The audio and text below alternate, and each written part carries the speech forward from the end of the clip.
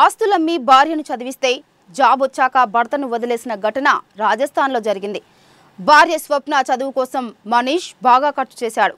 Job వచ్చాక స్వప్న అతన్ని పట్టించుకోలేదు.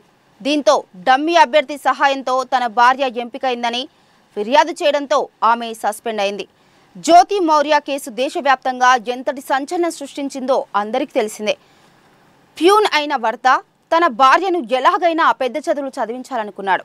అన్నట్లుగానే ఆమెకు ఉన్నత చదువులు చదివించాడు. గవర్నమెంట్ జాబ్ వచ్చే వరకు తన డబ్బులు పెట్టి చాలా ప్రోత్సహించాడు. మొత్తంగా అతడి కష్టం, ఆమె ప్రయత్నం ఫలించి గవర్నమెంట్ జాబ్ వచ్చింది. కానీ అక్కడ అసలు ట్విస్ట్ మొదలైంది. జాబ్ వచ్చాక ఎంతో కష్టపడి చదివించిన తన భర్తను వదిలేసి మరో వ్యక్తితో వెళ్ళిపోయింది. ఆ ఘటన దేశవ్యాప్తంగా హాట్ టాపిక్ అయింది. ఇప్పుడు కూడా అలాంటి ఘటనే ఒకటి వెలుగులోకి వచ్చింది. రాజస్థాన్లోని కోటాకు చెందిన మనీష్ మీనా, స్వప్న మీనా గతంలో పెళ్లి చేసుకున్నారు. అయితే స్వప్న మీనాకు చదువుకోవాలన్న తపన ఉండటంతో మనీష్ అది గమనించాడు. దీంతో ఎలాగైనా తన భార్యను ఉన్నత చదువులు చదివించాలని నిర్ణయించుకున్నాడు. ఆర్థిక పరిస్థితి అంతంత మాత్రం ఉన్నా అతడు వెనక్కి తగ్గలేదు. తనకున్న పొలాన్ని తాకట్టు పెట్టి మరీ తన భార్యను చదివించాడు. ఏది కావాలంటే అది కొనిచ్చాడు. ఎప్పటికైనా తన భార్య ఉద్యోగం సాధిస్తుందన్న నమ్మకంతో డబ్బును లెక్క చేయలేదు. దాదాపు 15 లక్షల రూపాయల వరకు ఆమె చదువు కోసం ఖర్చు చేశాడు. స్వప్న మీనా తన ఉన్నత చదువులు పూర్తయ్యాక 2023లో రైల్వే జాబ్స్ నోటిఫికేషన్ రావడంతో దానికి అప్లై చేసి ఎగ్జామ్ రాసింది.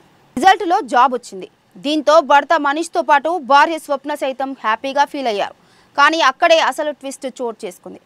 జాబ్ వచ్చిన తర్వాత నుంచి స్వప్న తీరులో మార్పులు వచ్చాయి. తనకు ఉద్యోగం ఉందని స్వప్న విర్రవీగింది.